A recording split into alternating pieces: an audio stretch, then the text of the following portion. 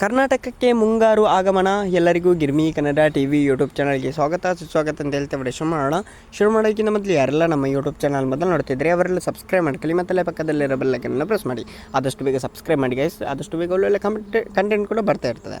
ಕರ್ನಾಟಕದ ನೈಋತ್ಯ ಮುಂಗಾರು ಅಧಿಕೃತವಾಗಿ ಪ್ರವೇಶಿಸಿದ್ದು ಮುಂದಿನ 2 ದಿನಗಳ ಕಾಲ ರಾಜ್ಯದ ಬಹುತೇಕ ಜಿಲ್ಲೆಗಳಲ್ಲಿ ಭಾರೀ ಮಳೆಯಾಗುವ ಸಾಧ್ಯತೆ ಇದೆ.